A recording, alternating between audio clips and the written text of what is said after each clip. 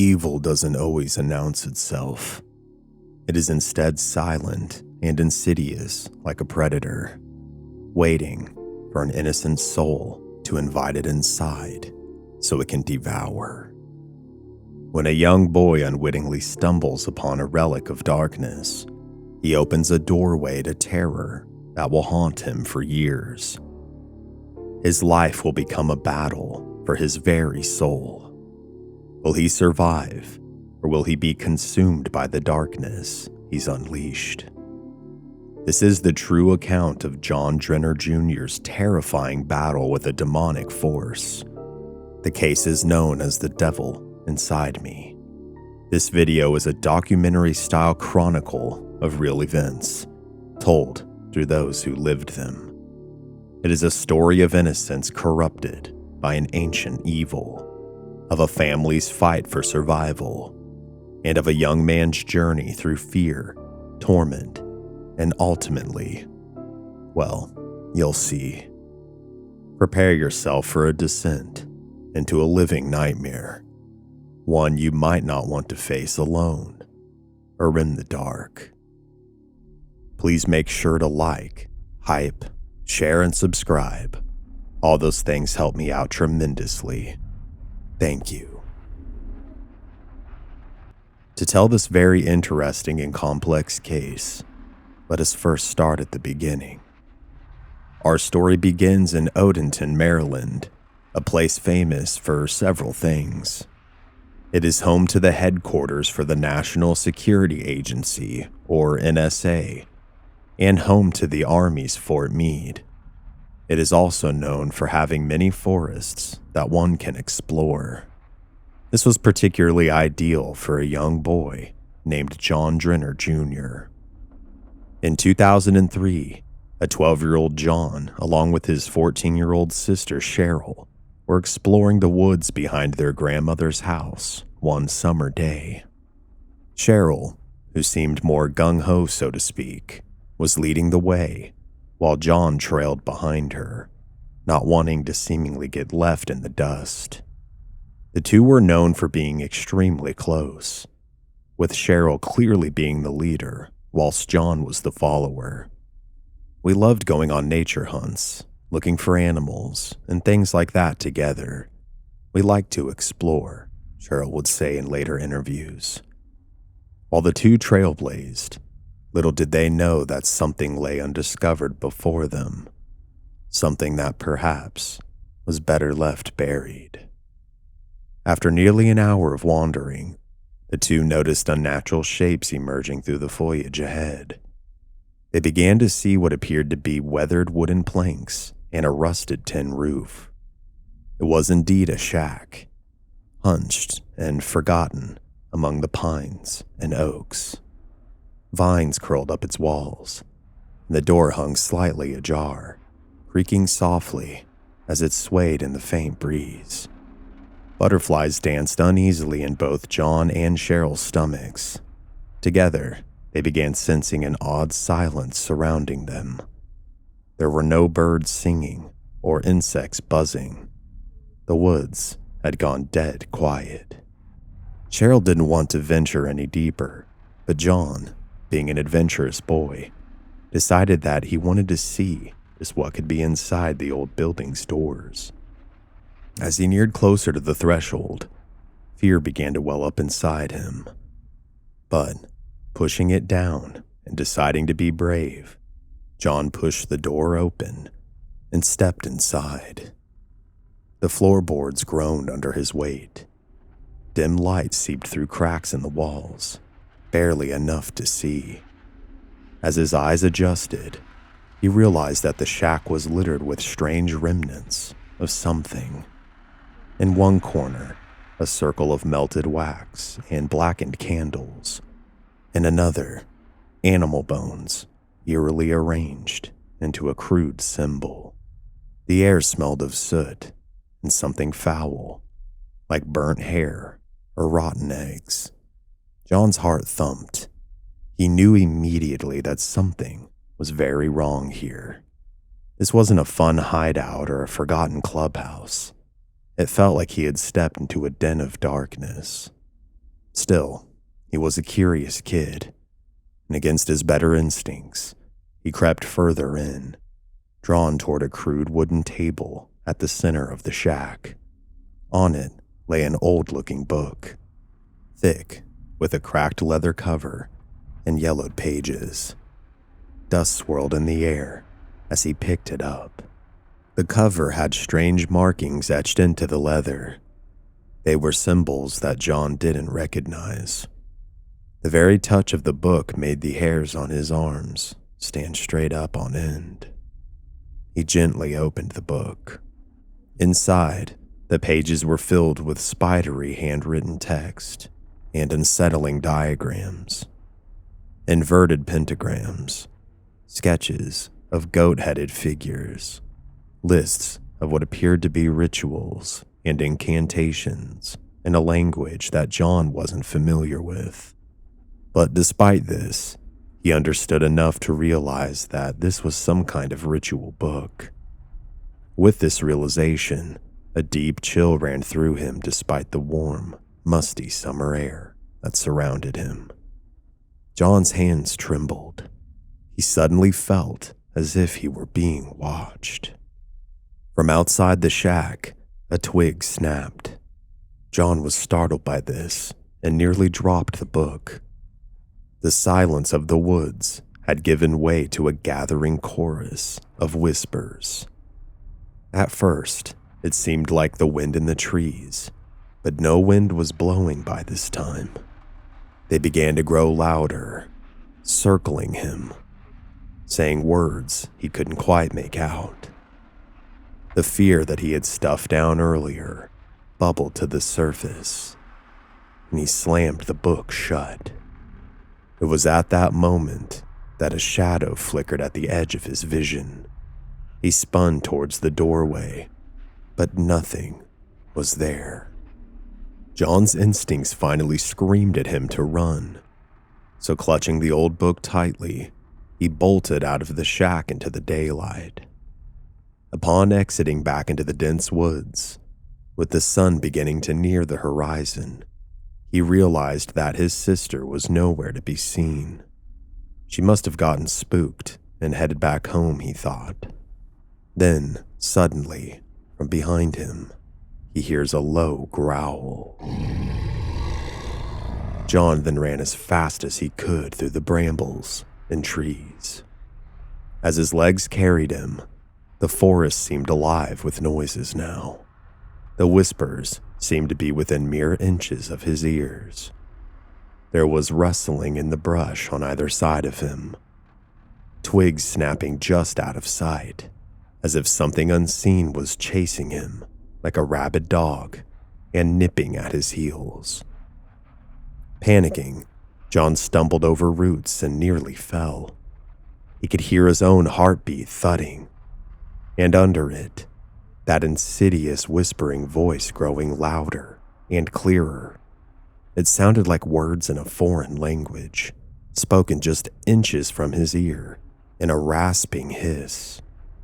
John slapped at the empty air beside him, as though swatting away an invisible pest, and forced himself to run even faster. At last, the tree line broke, and he burst into the backyard of his grandmother's property. The whispers ceased abruptly upon his exit, like a radio being switched off. In the golden afternoon light, everything looked normal again. The old tire swing hanging from the oak, the distant hum of a lawnmower in a neighbor's yard. Gasping for breath, John leaned over, bracing his hands on his knees. The leather book dangled from his grip. He felt a trickle of something warm on his upper lip and wiped it with the back of his hand. It was blood. A thin nosebleed had started to drip. He stood there shaking, with blood spotting the grass at his feet. He didn't understand what had just happened. Did I imagine it? He wondered. The oppressive silence of the shack, the foul smell, those whispers that seemed to follow him. Surely it was just his mind playing tricks on him, after reading that creepy book. Perhaps he had spooked himself. He was just a kid after all. Still, a sense of dread hung over him as he tucked the mysterious book under his arm and hurried toward the house. He wasn't about to tell Grandma what he had found. He feared he might get into trouble for snooping, or worse, scare her with talk of devil worshippers in her woods. Maybe, he thought, he'd just hide the book somewhere and forget that this ever happened. Maybe it was nothing. However, John could not have been more wrong. In the quiet shadows of the trees at the edge of the yard, something watched him. He had taken more than an old book from that shack. That evening, the summer sun dipped low over Odenton as dusk settled in. Inside his grandmother's cozy home, John tried to go about the normal routines of a weekend visit. Dinner at the table with Grandma and his older sister Cheryl, watching a little TV before bed. He had stashed the leather-bound ritual book in his duffel bag, intending to examine it later when alone. But all through dinner, he felt distracted. He couldn't shake the sensation that lingered from the woods, like a pair of eyes still peering over his shoulder. Cheryl noticed her little brother's nervousness. "John, are you okay? You've hardly touched your food," she said, whilst furrowing her brow. John managed a weak smile. "I'm fine. Just tired from exploring outside today," he replied. He wasn't about to tell her what he had found. Cheryl was 14 and fiercely protective of him. If he mentioned the shack or the book, she would drag him straight to Grandma, and that would be the end of it. No more adventures, maybe no more weekends in the woods at all. So he pretended everything was normal, and eventually everyone retired for the night. But that night was anything but normal. John lay in the guest bedroom he shared with his sister when they stayed over. Cheryl was asleep in the twin bed across the room from him. Moonlight cast a faint glow through the sheer curtains, striping the floor with pale light and shadow. John couldn't sleep. His mind kept drifting back to that book. It was tucked under his bed now. He almost felt like he could sense it down there, radiating some kind of weird energy. Maybe I should never have taken it, he thought. He resolved that tomorrow he would throw the book away or put it back where he had found it. With that decision easing his conscience slightly, John finally drifted into an uneasy sleep. Sometime after midnight, Cheryl was woken by a soft sound, a muffled voice. Disoriented, she blinked in the darkness. The sound was coming from John's bed. At first she thought he was talking in his sleep, but the tone was rhythmic, repetitive, almost like he was chanting. She sat up groggy. "John?" she whispered. There was no response. The low chanting continued. Cheryl squinted through the dark until her eyes adjusted. John was sitting upright in bed. The sheets had slipped off his torso, and he was facing the wall with his back to her and his shoulders oddly rigid. His voice, if it was his voice, was issuing forth in a low, monotone incantation.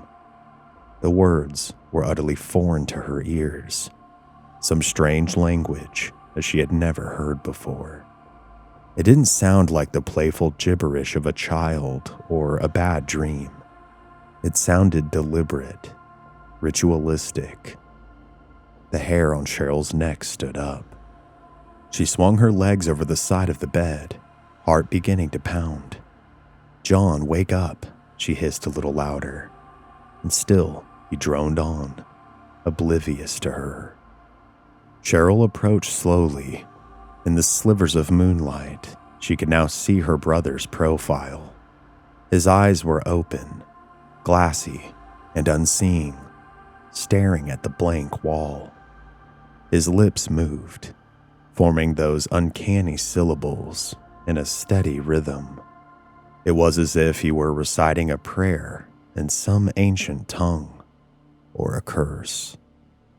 Cheryl's mouth went dry. Something was extremely wrong. She reached out and touched John's shoulder lightly. "John, wake up," she said, shaking him. Suddenly, John's chanting stopped. He fell silent and slowly turned his head toward Cheryl. In the gloom, his eyes met hers, but it was like he wasn't really there. For an instant, Cheryl felt as though she were looking at someone or something else wearing her brother's face. Then, John's body tensed, and he let out a gasp, as if realizing he couldn't breathe. Blood began trickling from his nose in a thin stream. Alarmed, Cheryl grabbed a tissue from the nightstand and pressed it to John's nostrils. "John," she whispered urgently. He blinked hard, and the spell, whatever it was, seemed to break. His eyes suddenly regained focus, and he recoiled, looking around in confusion. "Cheryl, what's happening?" John mumbled, still in a daze. He felt the wetness on his upper lip and touched it, seeing blood on his fingers. "You were sleep-talking or something, chanting in some weird language," Cheryl said, trying to keep her voice steady. "You wouldn't wake up, and then your nose started bleeding." John's heart lurched. He remembered the whispers in the woods, the voice he couldn't understand. Had he been speaking those words? He wiped his nose, embarrassed and frightened. I don't know. I was having a bad dream, I guess," he lied. In truth, he couldn't recall any dream. The last thing he remembered was falling asleep thinking about the book. And now this. Cheryl helped tilt his head back slightly to stop the bleeding. "We should get Grandma," she said. "No," John snapped, more forcefully than intended. "I mean, I'm okay. It's just a nosebleed. Please don't wake her up. She'll worry." John hated making his grandmother worry, and truthfully, he was terrified of explaining what might have caused this. He still wasn't sure himself. Cheryl hesitated, but she relented. She fetched a cold washcloth, and soon the bleeding subsided. John insisted that he felt fine, though he was shaken to his core. Eventually, Cheryl returned to her bed, casting concerned glances from across the room. "If you start doing that again, I'm waking her," she warned softly. John nodded, clutching the washcloth like a lifeline. Sleep did not come easily for either of them that night. John lay awake, body rigid, ears straining for any hint of a whisper or movement within the darkness. He felt humiliated that his sister had seen him like that, but also he was terrified. "What is happening to me?" he wondered over and over again. He didn't dare retrieve the book now. It sat under his bed like a poisonous thing. Did it somehow cause this? Or had something from the shack followed him and taken hold of him when he let down his guard? The long night had finally gave way to a pale dawn. John was exhausted, eyes red-rimmed and burning. At breakfast, Grandma clucked over his tired appearance and the tissue he held to his nose, which had bled a little again in the early morning hours. Cheryl had kept her promise not to alarm Grandma during the night, but she insisted on telling her now. John, she said, was talking in his sleep and had a bad nosebleed. It scared me. I've never seen him do that before. The grandma's face grew concerned. A deeply religious woman, she immediately sensed something was off. Perhaps it was just a nightmare, she said carefully, eyeing John. But I'll call your parents and let them know. And tonight, we'll put a blessed crucifix in your room, just for peace of mind. John didn't protest. In fact, the idea gave him comfort. A crucifix, a symbol of protection. Maybe that would help chase away whatever darkness he felt creeping at the edges of his world. He still hadn't confessed about the book or the shack. Fear and guilt gnawed at him, but he remained silent. He spent the rest of the day in a numb haze, helping Grandma with chores, avoiding Cheryl's probing looks. The leather book stayed hidden in his bag. He resolved to rid himself of it at the first opportunity.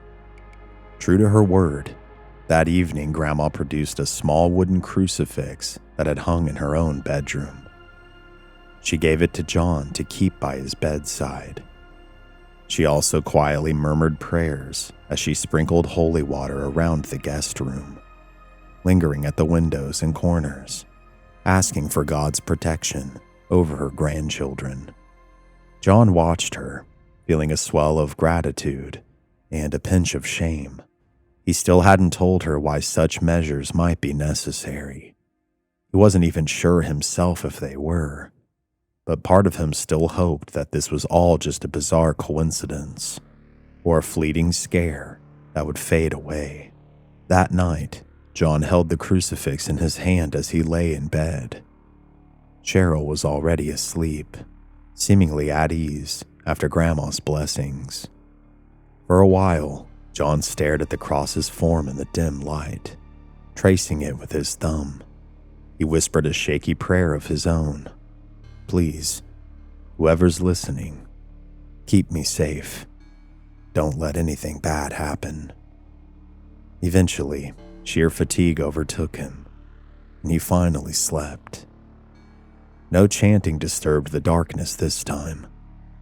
The household remained quiet until morning. When John awoke, he felt groggy but relieved. Perhaps Grandma's protections had done the trick. The terrifying episode seemed to have passed, but little did he know, the true horror was only just beginning. A week later, John and Cheryl returned to their family home in Pasadena, Maryland. Summer break was winding down, and soon they'd be back to school. John was almost relieved to leave Grandma's house and the strange events of that weekend behind him. He had disposed of the ritual book, tossing it into a dumpster behind a gas station on the drive home. As the garbage bin swallowed the leather-bound tome, John imagined he was throwing away whatever bad luck or evil that had clung to him. He tried to convince himself it was over. The Drenners' home was a modest suburban split level, filled with the normal bustle of family life. John's parents noticed he was a bit withdrawn after summer vacation, but they attributed this to the looming school year or normal adolescent moodiness. Cheryl occasionally studied her brother warily. She hadn't forgotten what she had witnessed. But since then, John seemed okay. Maybe, she thought, it truly had just been a freak nightmare. But as the days passed, John began to sense a familiar dread creeping back, especially after sunset. It started with small things. At night, as he lay in his own bedroom, he sometimes heard faint scratching sounds, like nails dragging lightly across his bedroom wall or along the floor under his bed. The first time it happened, John froze, holding his breath. He peered into the darkness, the hairs on his arms prickling. The sound stopped when he had turned on his lamp, revealing nothing but his posters and furniture. He tried to shrug it off as mice in the walls or the house settling. Then there were the whispers, On a few occasions, just as John was on the edge of sleep, he heard a voice murmur right next to his ear. The words were too soft and quick to understand, but the tone was malicious and mocking. Each time he would be jolted awake, his heart hammering, only to find his room empty and silent. These incidents left him trembling and drenched in sweat. He started keeping a flashlight and a Bible, which was a gift from his mother, on his nightstand, hoping that they might ward off whatever was happening. Within a month, however, the situation escalated. The demonic torment that had begun in Odenton had followed John to Pasadena, and it was seemingly growing bolder. Almost every night, John was jolted awake at 3 a.m., the so-called witching hour, by something. Sometimes it was just the bed itself shuddering, as if someone had kicked it violently. Other times, he'd awaken to find his blankets yanked off him and flung onto the floor. Once, he woke up paralyzed, unable to move or scream, as a dark, shadowy figure loomed in the corner of his room, watching him with glowing, faint, red eyes. That night, he squeezed his eyes shut, silently praying until the paralysis lifted, and the shadow, whatever it was gone. In the daylight, John tried to rationalize these occurrences. Perhaps he was having intense nightmares or episodes of sleep paralysis. He knew such things were scientifically documented, but deep down, he felt a cold certainty. Whatever this thing was, he considered it to be evil. That same presence he'd felt in the shack, the whispers in the woods, had latched onto him, and they weren't going away. In fact, this thing seemed to only be gaining in strength. For a long time, John didn't tell his parents the full extent of what was happening. He was afraid of sounding crazy. How could he explain that an invisible force was tormenting him? He worried they'd send him to a psychiatrist, or worse, not believe him at all. Instead, he confided a little more in Cheryl. She'd already seen him chanting in a trance once, so she took his concerns more seriously. Some nights, when John was too afraid to sleep alone, Cheryl would let him sleep on the floor of her room. One of those times, John woke up screaming as 3 long scratch marks appeared on his back, burning as if freshly carved by claws. Cheryl turned on the lights to find her brother curled on the rug, sobbing in pain. His shirt was ripped, and 3 red gashes were across his skin. There had been no one else in the room at all. In the morning, their parents demanded to know what had happened. John, through tears, finally spilled a part of the truth. "Something is hurting me at night," he cried. He showed them the scratches, which looked like an animal's work.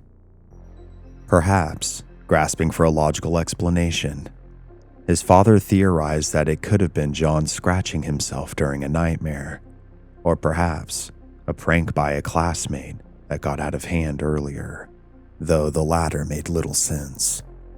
John's mother was horrified and would take him to a pediatrician. They would only say that the marks were consistent with scratches and offered an antibacterial cream. The family even checked the house for a wild animal or a stray cat that might have snuck in, but found nothing. That incident deeply frightened John's parents. They started praying with John before bed, something they admittedly hadn't been doing regularly. They also placed a small nightlight in his room, thinking that it might ease his fears. John appreciated their concern, but he knew a nightlight wasn't going to stop what lurked in the dark. Night after night, John was worn down further. The demon increased its harassment methodically. Loud bangs would echo through his bedroom as if something was pounding on the walls from inside them. His bed would sometimes jolt in the middle of the night, as if kicked by an invisible mule. Once, the lamp on his desk slid off and shattered while he was doing homework, sending shards flying. John knew that he hadn't touched it, and another time, he awoke to the horrifying sensation of invisible hands gripping his ankles and yanking him halfway off the bed before letting him go. He would land on the floor, bruised and terrified. There were also episodes when foul odors would suddenly fill his room. The suffocating stench of sulfur and decay that would vanish after just a few minutes, leaving him gagging. And always those hateful whispers slithering into his ears when he was alone. Now he could understand what they were saying. John, we see you. John, you're ours. Exhaustion took its toll. At school, John struggled to stay awake in class. Dark circles carved themselves under his eyes. Teachers noticed and asked if things were all right at home. He nodded and lied that he was studying hard or not sleeping well due to teenage insomnia. His friends drifted away as he became more withdrawn and jumpy. However, there were a few moments of respite. The presence, somehow, seemed mostly confined to nighttime, but John could never fully relax. Even in the daylight, he always felt it watching and waiting. The psychological strain was immense. John lived in a state of constant dread. He started fearing nightfall entirely. Even as evening came, he'd pace his room, double-check the closet and under his bed, arms trembling as he tried to brace himself for whatever the demon would do next. He often prayed fervently, clutching a rosary Grandma had given him, begging God or any force of good to protect him. Sometimes it helped momentarily. There were nights he'd say prayers aloud, and the room would remain still for a while. But inevitably, the disturbances would start up again later in the night, almost as if the entity was enraged by his prayers. One autumn evening, about a year into his torment, John experienced one of the first direct encounters that left him truly shaken to his core. By this point, he was 13, and the demonic presence had worn him thin. He found himself extremely depressed as he became more and more isolated. The night of this particular encounter, he had fallen asleep at last out of pure fatigue. He was suddenly startled awake. The room was frigid, far colder than normal. His breath fogged in the air. Instantly, John knew that it was here with him.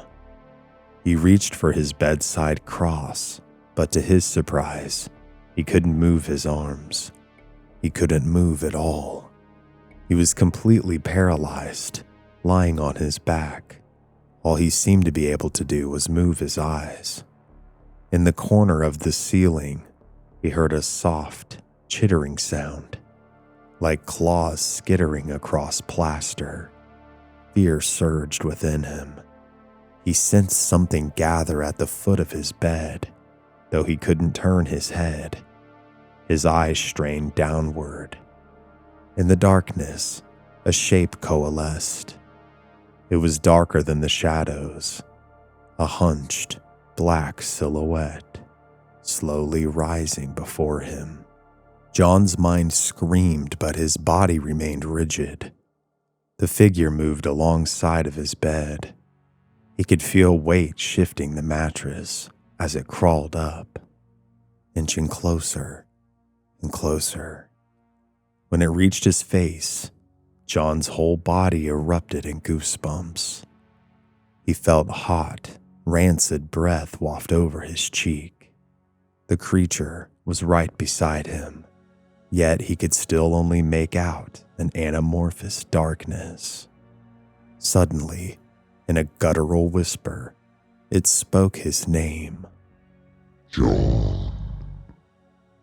The voice sounded like many voices layered together as it slithered through the air. With tremendous effort, John managed a whimper. This thing, this demon, laughed, a horrible cackling sound. Then, as abruptly as the episode had began, the pressure holding him down released. John immediately sat upright, gasping and sobbing. The room was now empty, yet it lingered with the odor of sulfur and rot, indicating to him that something unholy had been there just moments before. On his nightstand, the crucifix lay toppled, as if knocked over by an unseen hand. That was the first time the entity had addressed him by name and in the flesh.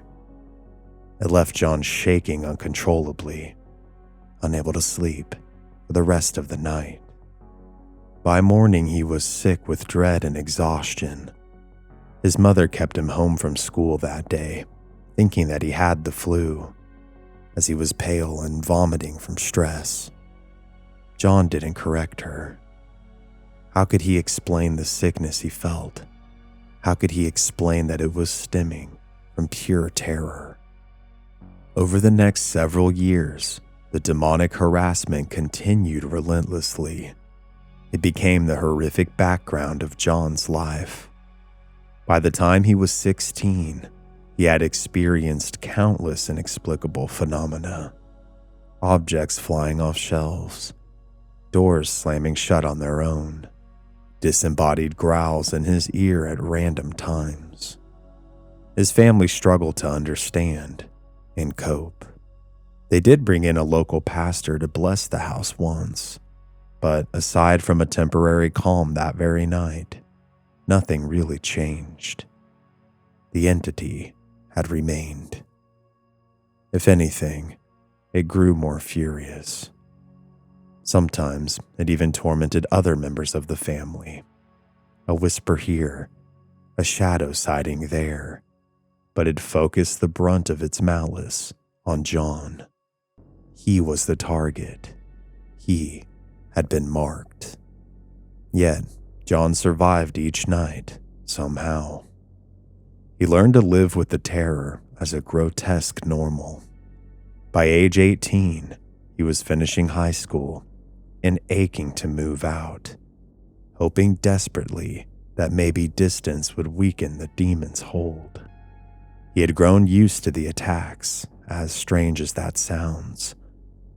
The fear was still there, but he had built a scarred shell around it.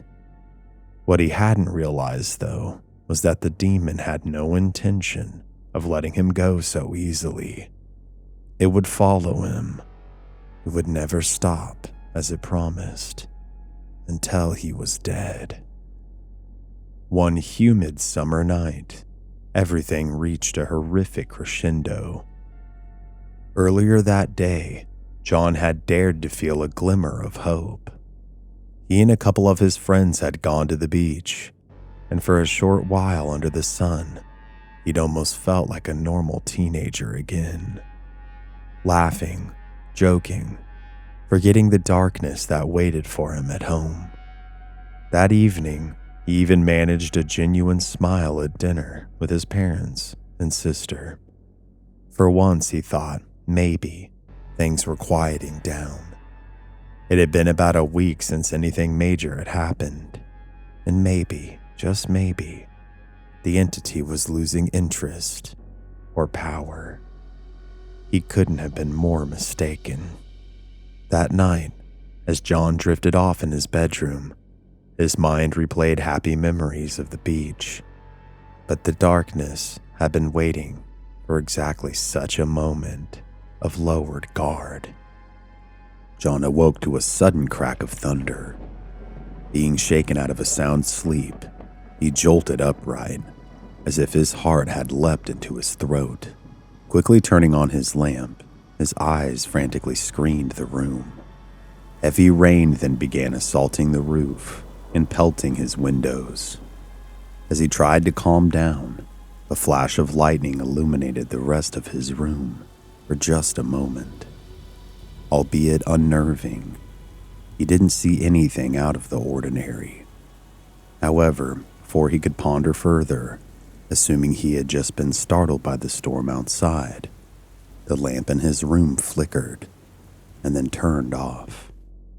He tried flicking it on and off, but the power seemed to be out. John now sat in near total darkness, except for sporadic flashes of lightning casting warped shadows on the walls. Finally, he was able to fumble for and find his flashlight in his nightstand. As he clicked it on, the beam cut a shaky circle through the room. He slid out of bed, intending to go to the door and open it, maybe call out to see if his family was all right. But as soon as his bare feet touched the floorboards, a wave of static electricity hung in the air. John felt the hair on his arms rise up, as it had many times in the past, and alongside this, the return of a sickening feeling in the pit of his stomach. Simultaneously, his flashlight flickered, as if it was dying. Confused, knowing he had just replaced the batteries in it mere days ago, he attempted to turn it on and off. While he was preoccupied, there was a lightning strike that lit the room in a blinding white flash, quickly followed by an accompanying crack of thunder that shook the house once again. In that split second, John saw something that made his blood run cold. A figure was standing in the doorway, directly in front of the closed door. Tall and humanoid, but grotesquely wrong. Its skin was black, seeming to glisten with a leathery texture. The thing had a vaguely human shape, but its proportions were off. Its limbs were too long, its posture hunched and predatory. Worst of all was its face. When the lightning flashed, John saw an empty darkness where the eyes should have been, hollow sockets, and below them, a wide grin of jagged, rotten teeth. In that brief illumination, the creature's head seemed to tilt towards him, and John could swear it was smiling. He screamed and dropped the flashlight, and the room plunged back into darkness. In the feeble light of the next flicker, the figure was gone from the door. John's pulse pounded in his ears. Had he really seen it? Was his mind playing tricks? He had never before seen the demon so clearly with his own eyes. If it was real, oh God. Summoning courage born of sheer panic, John snatched the flashlight off the floor and shone it frantically around. The beam danced across his desk, his closet, the empty corner, but no sign of the black figure. Breathing hard, he took a step towards the door. And the moment he did, a sound came from directly behind him. A low, guttural growl. He then felt hot breath hit the back of his neck. Something was right behind him. John froze. A crackling current of adrenaline and terror spiked his nervous system. He didn't want to turn around, but some primal instinct made him whip his body to confront whatever this thing was. Standing nose to nose with John was the demon. It had moved impossibly silently to within mere inches of him. In the flashlight's quivering glow, John got a clear look at this nightmare-made flesh. The demon's skin was indeed black, appearing charred and slick. Its form was masculine, but twisted.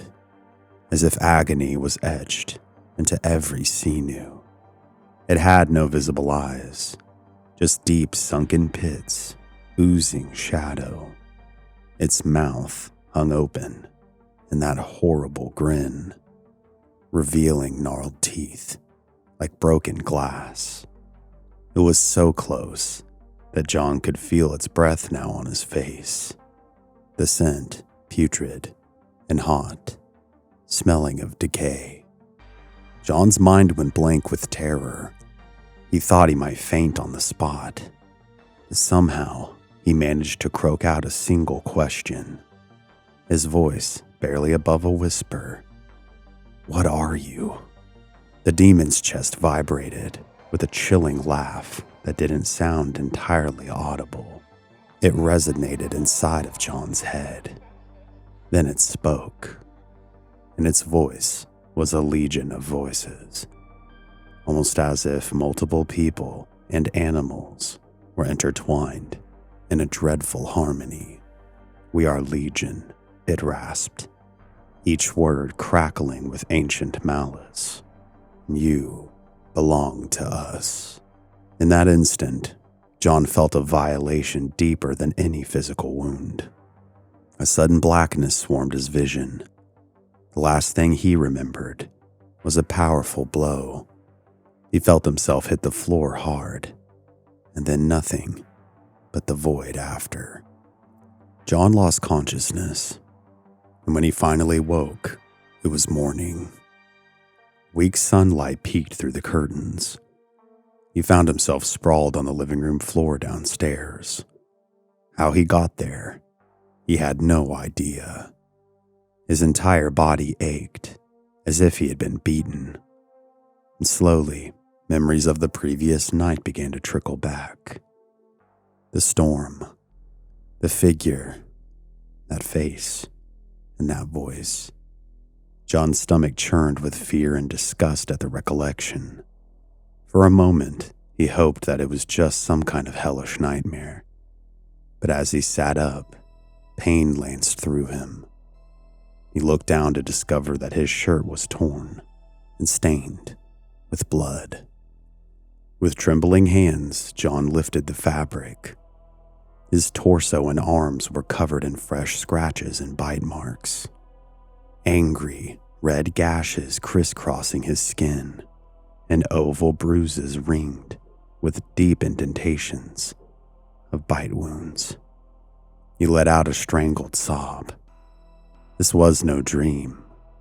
The demon had manifested, physically attacked him, and declared its claim on him. "You belong to us," it had said. The words echoed in his mind, filling him with further despair. It was a miracle that John's parents hadn't found him first.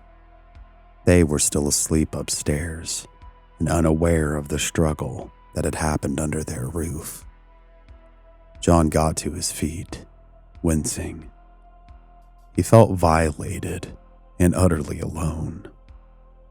He limped to the nearest mirror in the hallway and saw how haggard he looked. His face was drawn, his eyes haunted. There was dried blood at the corner of his mouth.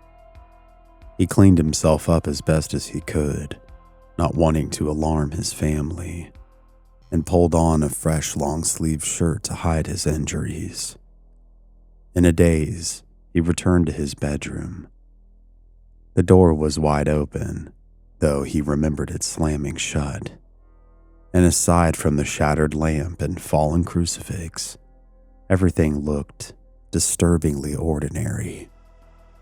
The storm had passed. Sunlight made the space seem almost normal. It felt like an insult, given the nightmare that had unfolded mere hours ago. Sinking into his bed and shaking uncontrollably, he thought to himself, never before had the demon shown itself so completely. His fragile bulwark of denial crumpled. This was no mere haunting, no trick of the mind.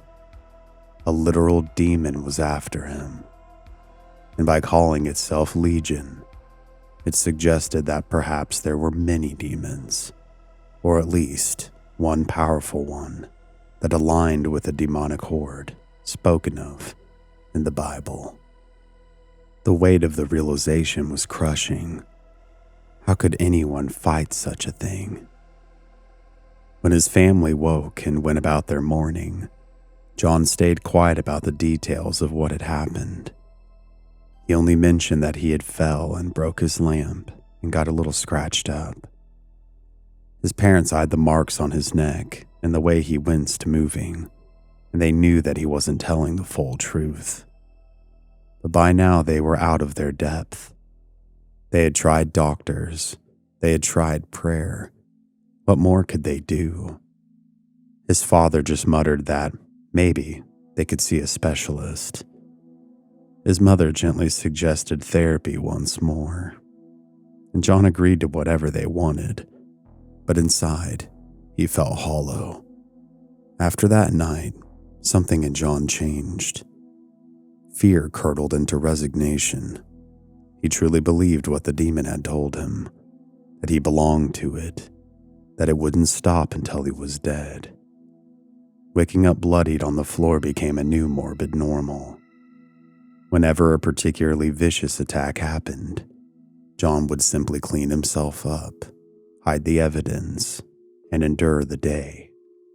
What else could he do? No one could protect him. And every night the demon came.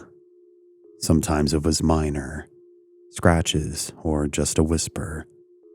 Other times it was brutal. A bite on his leg, or even the sensation of being choked by invisible hands until he nearly blacked out. By the time he was 19, John felt more like a ghost than a living person. The demon had stolen his adolescence, leaving a shell of a young man. He graduated high school, barely, with grades far lower than his early potential, and found a low-paying job to keep himself occupied. He rarely smiled. He seldom prayed anymore. It seemed pointless. In fact, he felt a deep anger at God for allowing this to happen. He stopped going to church with his family, finding no solace there. If God cared, why would he let a child suffer years of demonic torture? John's faith was in tatters, and that left him spiritually vulnerable. Perhaps that's exactly what the demon wanted. To numb his constant anxiety and pain, John began to self-medicate. It started with alcohol. A few beers at a party made him feel, for a short time, less afraid. Drunk, he could almost forget the demon waiting for him in the dark. Soon, he was drinking nightly. When alcohol wasn't enough to blot out the terror, he turned to pills. Vicodin stolen from an old bottle in the medicine cabinet after his dad's surgery. The opiates gave a blissful apathy. He could sink into a stupor and not care if something scratched or whispered to him at night. He'd wake with new bruises and barely react. It was a dangerous path. John knew it deep down, but by that point, he didn't much care if he lived or died. Dying might even be a relief, he thought bitterly. Suicidal thoughts had long since become frequent companions. Twice he had tried to end it. The first time he had swallowed a mixture of painkillers and sleeping pills with a bottle of whiskey. He truly intended not to wake up. But wake up he did. Hours later, he'd be puking violently on his bedroom floor, with his head feeling like it was going to explode. It was as if his body rejected the escape. Or perhaps, he wondered grimly, the demon kept him alive to continue its torment, not allowing him the easy way out. The second attempt was more direct. One night after a vicious attack that left 4 deep scratches across his chest, John sat on the bedroom floor and held a razor blade to his wrist. Tears streamed down his face as he whispered. He pressed the blade into his skin drawing a thin line of blood. At that very moment, the bathroom light flickered and went out, plunging him into darkness. In the black mirror, he thought he saw a pair of red eyes glaring behind him. A familiar whisper swirled around his head. Do it. You'll never escape us. John snapped. He hurled the razor away and screamed, a raw, primal scream that echoed in the tiny bathroom. He slammed his fist into the floor tiles, sobbing. Whether it was the demon goading him or his own tortured psyche, he realized that he was teetering on the edge of oblivion, and the demon was eager to push him over. If I die, he thought, it wins. Even in his despair, a spark of defiance glimmered. He didn't want the demon to have the satisfaction of destroying him completely. Not yet. He bandaged his wrist, stumbling back to bed in the dark. That night, he didn't sleep at all. He just laid there with his eyes open, staring at the ceiling, with tears drying on his cheeks. In a rare moment of vulnerability, he later admitted, I felt worthless as a person. I felt like I had nothing. And yet fate had not abandoned John Drenner Jr. Unknown to him, events were aligning to bring a glimmer of hope into his darkness. The catalyst for that hope would be love, and a fierce desire to protect someone other than himself. At 19, John's life took a small upward turn. He fell in love. He met Mary, a kind and lively young woman, at the hardware store where he worked. Mary was drawn to John's quiet, gentle demeanor. She sensed he carried deep wounds, but didn't pry. She simply offered him genuine friendship and eventually affection. For John, Mary was a ray of light piercing the gloom. Around her, he felt almost normal.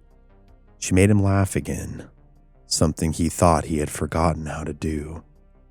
John was terrified of dragging Mary into his nightmare, so he kept his dark secret from her initially.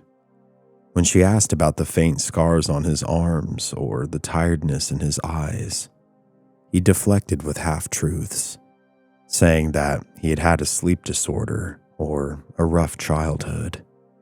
Mary, not wanting to pressure him, accepted these explanations, though she was worried about him.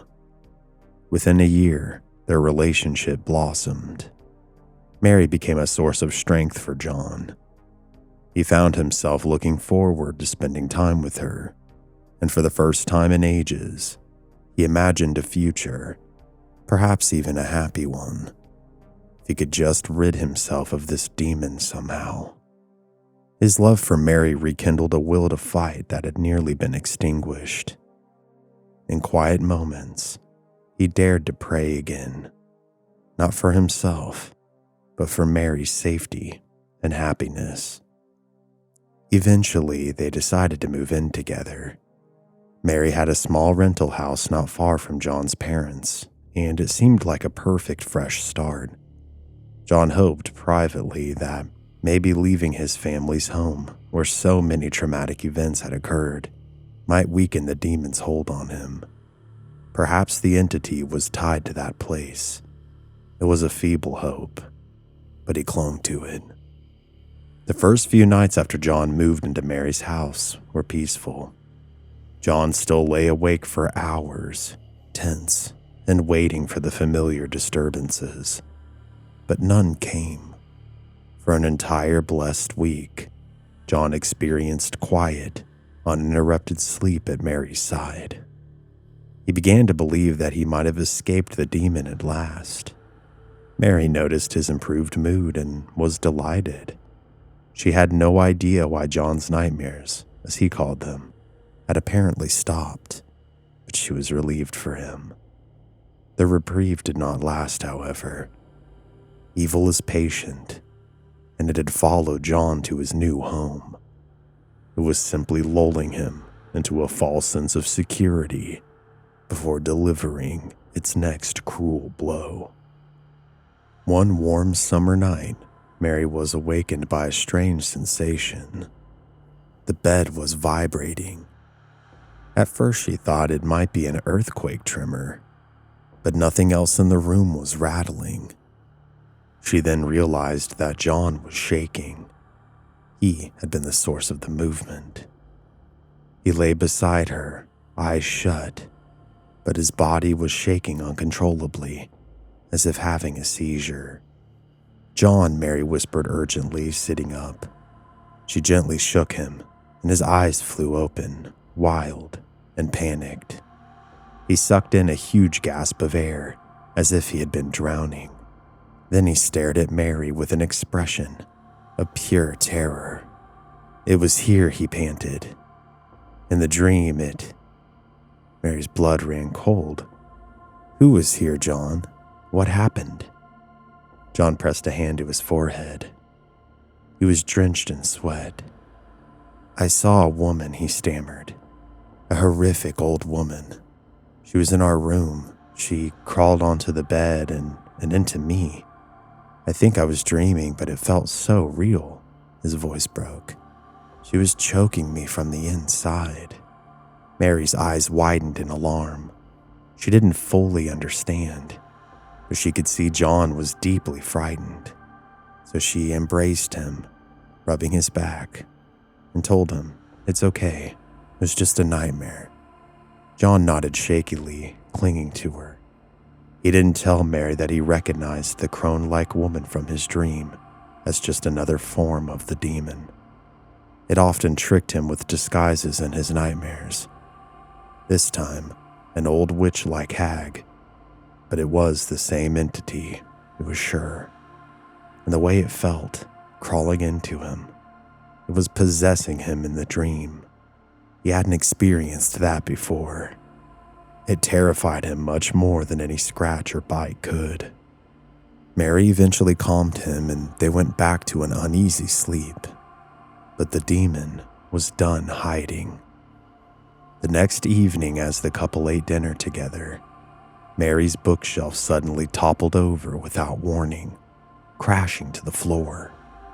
Books and ornaments scattered. Startled, Mary assumed it was an accident. Maybe it was off balance. But John's face went pale. He recognized it as a warning. He helped Mary clean it up, all while his heart was pounding and full of dread. Later that night, Mary experienced her first directly inexplicable occurrence.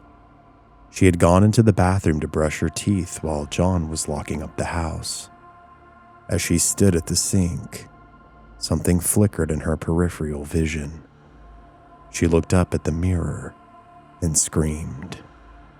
In the reflection, standing directly behind her, was a towering dark figure with hollow eyes and a predatory grin. Mary spun around, but nothing was there. The bathroom was empty, yet the image had been unmistakable. John burst into the bathroom to find Mary backed against the counter, trembling.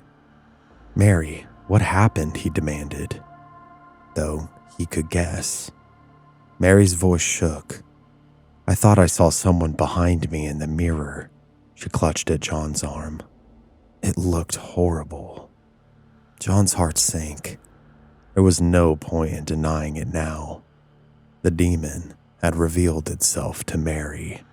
This meant now that she was part of its game and potentially in danger.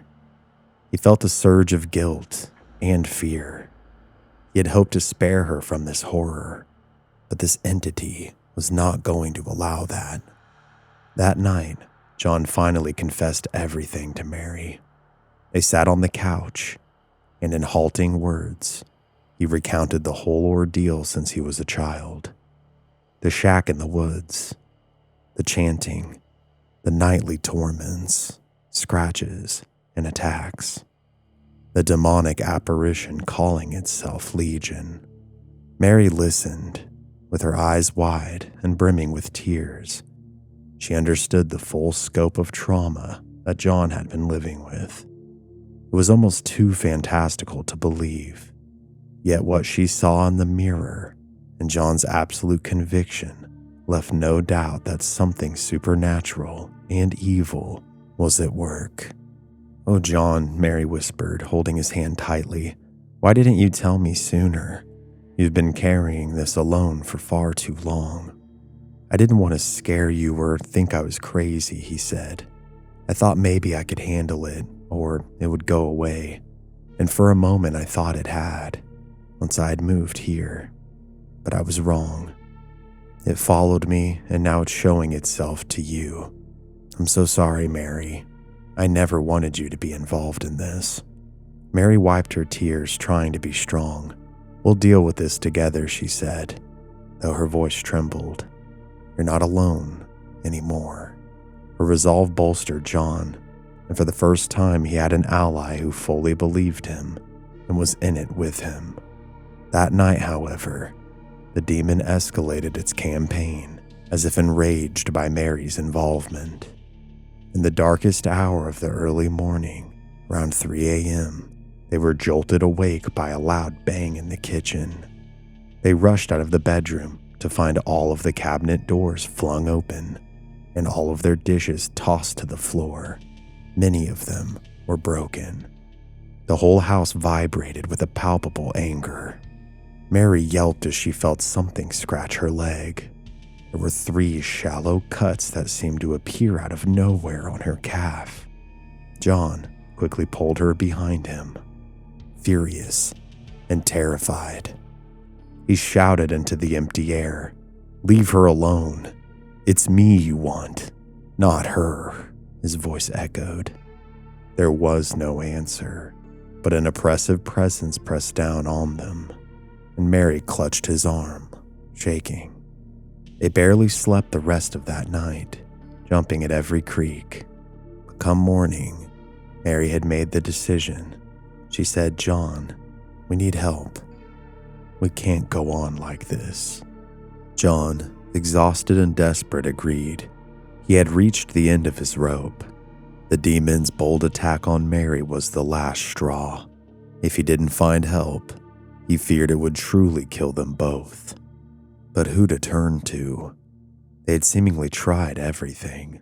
The local pastor's blessings hadn't worked in the past. They needed someone experienced in spiritual warfare, someone who understood demonic oppression firsthand. That afternoon, Mary got in touch with a friend of her family who was active in a nearby church. Through a chain of referrals, they were given the name of a man who might be able to help: Bill Bean, a spiritual deliverance minister known in Maryland for confronting dark entities. Bill had a reputation from local media. He had even been featured on TV for his work. Supposedly, he had battled demons before and won. John was hesitant at first. After years of feeling abandoned by God, he wasn't sure that a churchman could do anything. But Mary insisted that they at least try. "What have we got to lose?" she said, placing a hand on his cheek. "At the very least, you'll have someone who believes you and has seen this kind of thing." Looking into Mary's hopeful eyes, John realized that he owed it to her and to himself to try everything to rid their lives of this evil. If he did nothing, Mary could end up seriously hurt, or worse. He couldn't allow that. So with a shaky sense of resolve, John agreed. Mary made the call, and Bill Bean himself answered. The moment Mary mentioned the situation, Bill's tone grew serious. He said he could meet them the next day at a small prayer chapel in nearby Hanover, which was Bill's base of operations. John's stomach fluttered with nerves when Mary relayed this. Could this finally be the end of his nightmare? He hardly dared to hope, but for Mary's sake, he mustered some optimism. That night, the demon made one more brazen attempt to cow them. John awoke around 2 a.m. to find Mary missing from the bed. Panicked, He jumped up and ran through the house, calling her name. He found her in the hallway, standing rigid and facing the wall. Her eyes were closed, and she was whispering something under her breath rapidly. John's blood turned to ice. Mary was chanting, just as he had done as a child. He rushed to her and gently shook her shoulders, asking her to wake up. She kept whispering the strange words, and her voice was not her own. There was a deeper timbre beneath her natural tone. It was as if something else was speaking through her. John's heart pounded. Was the demon possessing her? He shouted her name again, and this time she jolted awake. She looked around in confusion and then at John. "What happened?" she asked, realizing that she was in the hallway and clutching her head. I think I was dreaming. I dreamed that someone was calling me out of the bed." John held her tightly. "I think it's trying to use you, Mary. It knows that we're going for help. But stay strong. We'll get through tonight." They retreated to the bedroom, terrified that the demon might attempt something even worse. But aside from an oppressive feeling and faint scratching on the walls, no further incidents occurred before dawn. Still, by morning, they were both pale and exhausted. It was time to face this evil once and for all. John and Mary drove to Hanover on a cloudy afternoon, with their hearts heavy with a mix of fear and hope. They pulled up to a modest chapel building adjacent to a community center. Waiting outside was Bill Bean. He was a tall, solidly built man in his 40s, with a calm but serious expression. As John stepped out of the car, Bill's eyes locked onto him, and John saw a flash of concern and determination there. Bill greeted them warmly but with gravity. "John, Mary, I'm glad that you came. We have a lot to talk about, and not much time to waste." His voice was steady, with a kind of authority that put John a little more at ease. Inside the chapel, they sat in a small side room with chairs arranged in a circle. A large wooden cross hung on the wall, and the faint scent of incense lingered. John recounted his story to Bill in full detail, this time holding back nothing. As he spoke, Bill listened intently, occasionally nodding, his brow furrowed. Mary chimed in about the recent activity and how it had escalated. When John described the demon and its words, "We are Legion, you belong to us," Bill visibly stiffened. He seemed to recognize the gravity of that claim. "Legion," Bill repeated. "That's a name straight from Scripture. The demons of Gadarenes referred to themselves as Legion, meaning many. It implies a very powerful demonic presence, possibly multiple entities working together." John swallowed hard. Hearing it confirmed by an expert made it even more frightening. "Can you help us?" he asked, in a plea. Bill looked at John with empathy. "I'm going to do everything in my power, with God's help, to free you from this. I've encountered demonic forces before, and I know the toll that they take. But you must be an active participant in your deliverance. I need you to have faith, at least a mustard seed of faith, that this thing can be defeated." John glanced at Mary, who squeezed his hand encouragingly. He thought about all the years of terror, the hopelessness that had engulfed him. But here was someone extending a lifeline. He had to grab it. "I'll try," John said quietly. "I don't want to live in fear anymore, and I need to protect Mary." Bill gave a reassuring nod. "Good," he said. "Now, I can already sense a heavy oppression around you. When you walked up, I felt an intense hatred and hostility in the air. That's the demon. It knows I'm a threat to it. It's likely very angry right now. As if on cue, a light bulb in the ceiling popped, making Mary jump. A flicker of a smile touched Bill's lips. Temper tantrum already, eh? That's all right. It's expected. They prepared for the deliverance session.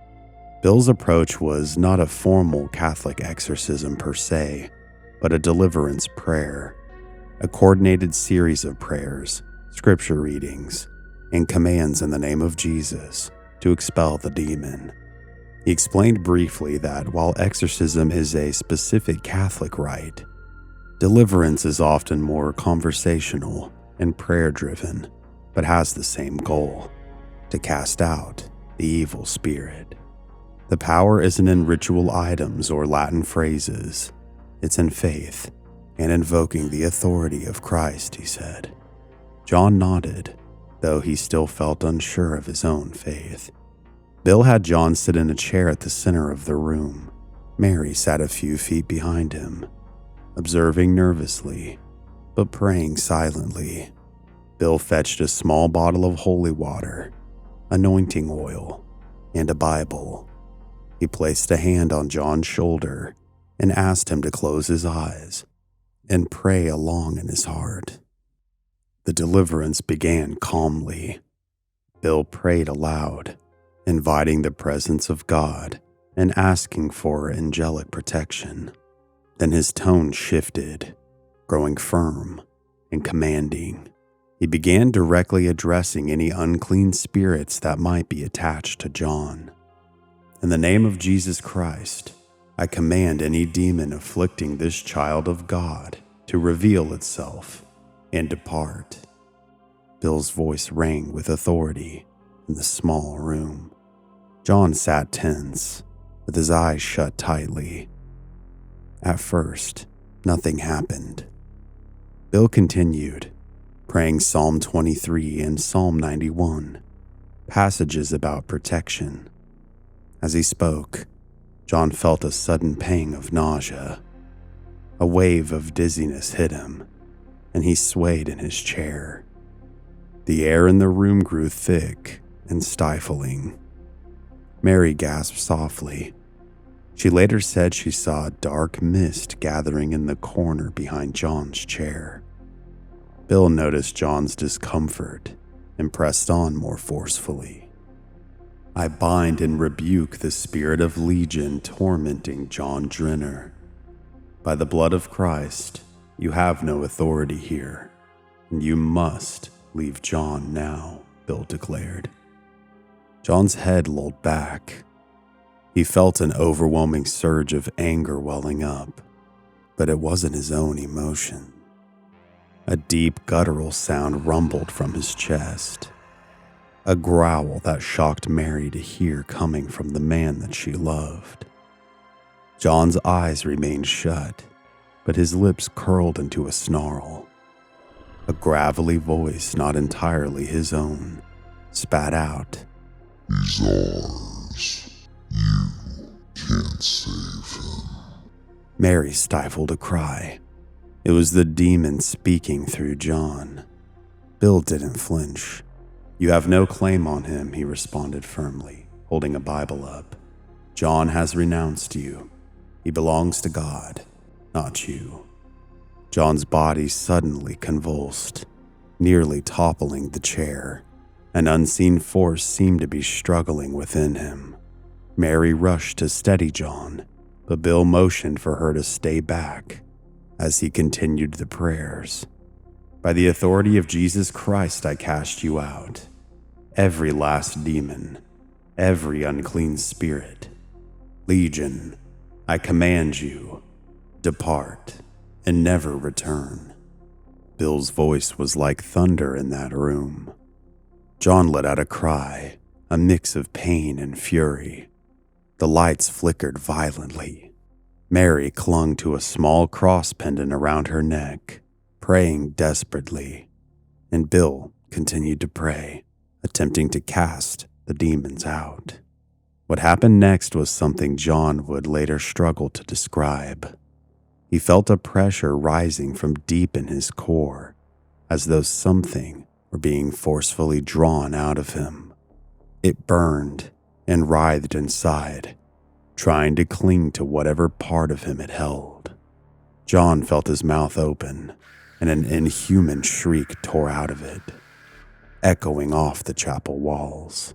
Mary covered her ears, with tears streaming down her face at the sound. Bill stepped forward and placed the Bible on John's chest and his hand on John's forehead. "Holy Spirit, fill this man," he said. "Drive out every last remnant of evil." John's eyes flew open. For a moment, they were completely bloodshot, almost solid red, as if hemorrhaged.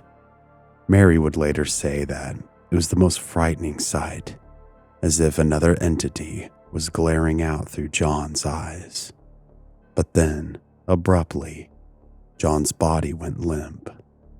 A final, guttural hiss escaped his lips, and a heavy weight seemed to lift from the room. The oppressive atmosphere lightened, and the flickering lights steadied.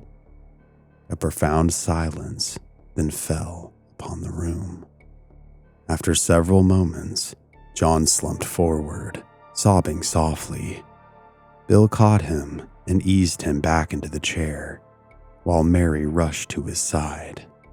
John looked up at her, his eyes back to their normal hazel color, brimming with tears. His eyes, however, were clear and present, no longer looking distant or haunted. "It's gone," he choked out. He was almost afraid to say it, but he felt an immense peace flooding into the space that the demon had occupied in him for so long. For the first time in nearly a decade, his mind was quiet. There were no whispers, no lurking dread in the pit of his stomach. Now just a calm stillness. He gasped as if breathing fully after years of shallow breaths. "It's really gone. I can't feel it anymore." Mary broke into relieved sobs and threw her arms around him. John held her, and both of them cried together. Bill stepped back, quietly thanking God under his breath, looking tired but pleased. The deliverance was successful. The demon legion had been cast out, but Bill wasn't finished guiding them. After John had a moment to recover, he was weak and trembling, as if he had run a marathon.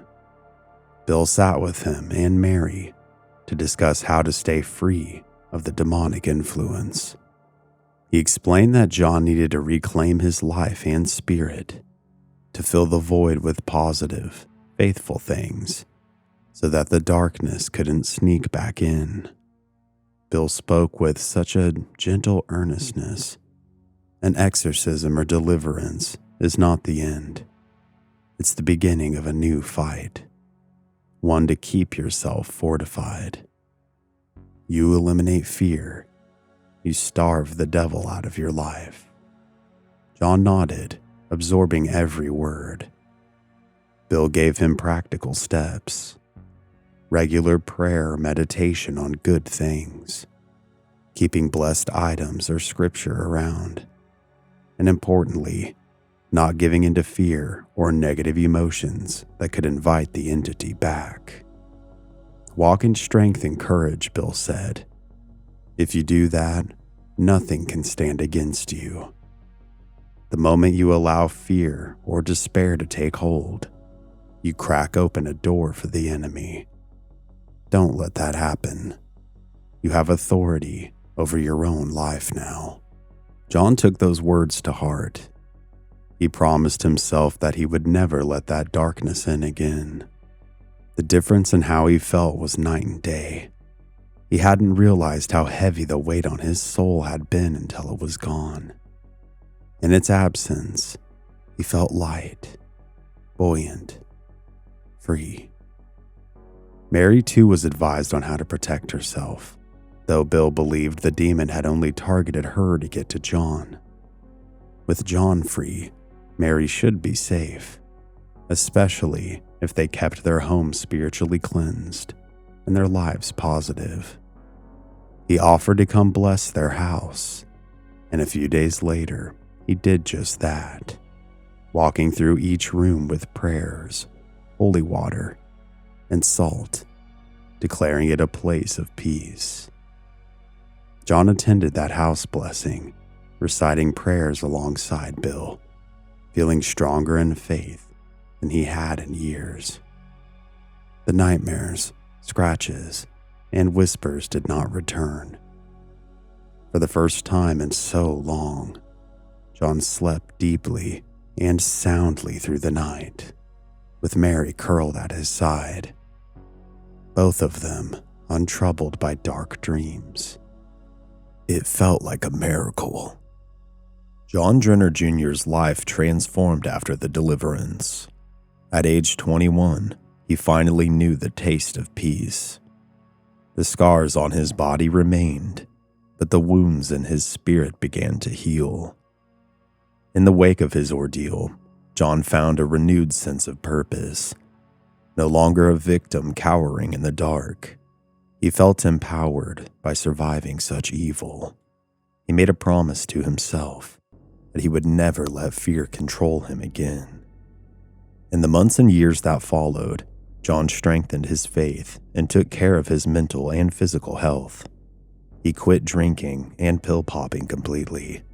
He no longer needed those crutches to face the night. With Bill Bean's mentorship, he even learned how to help others who were suffering. Bill often said John had a knack for discerning demonic presence, likely due to his long trial, and under Bill's guidance, John apprenticed in performing house blessings and offering counsel to the frightened.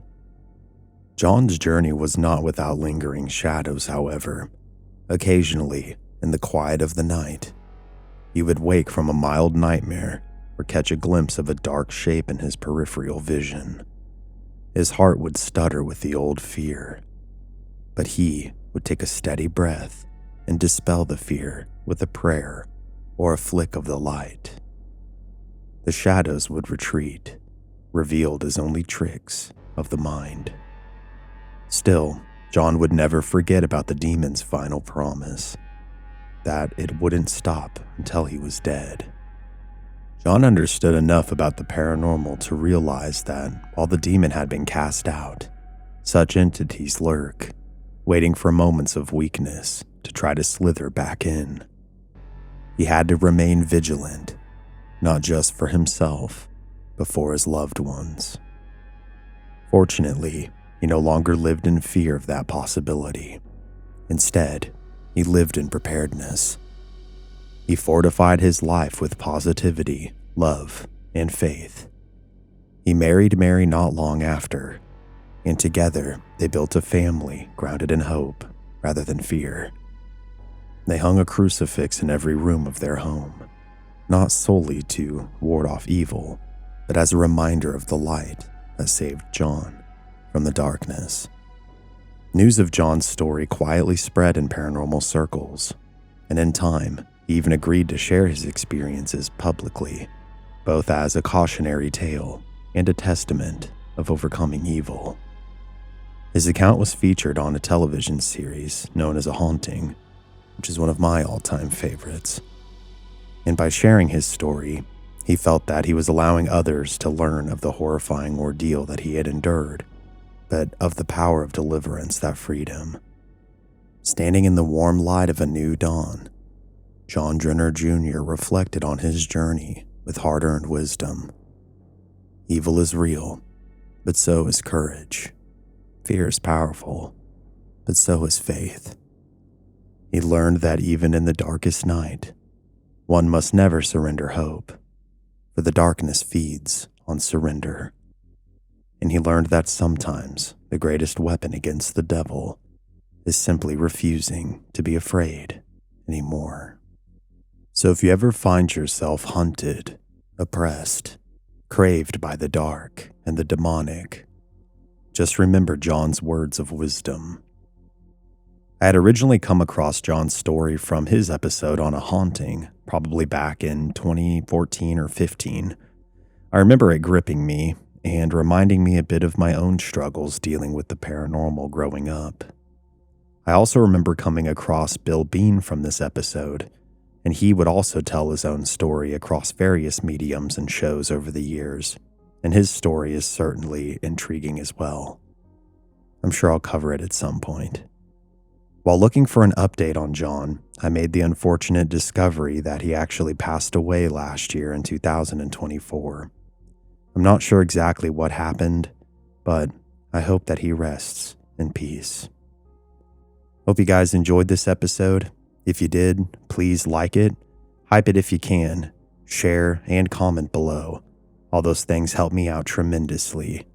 You can also check out my store or become a channel member or patron to support my work. I've been going through a really hard time lately, and just wanted to say that now more than ever, I am thankful for all of you enjoying what I do and supporting me. I truly don't know where I'd be if it wasn't for you guys, so thank you. As always, this has been Cody here at Mystery Archives. Remember to stay safe out there and take care. I'll see you next time.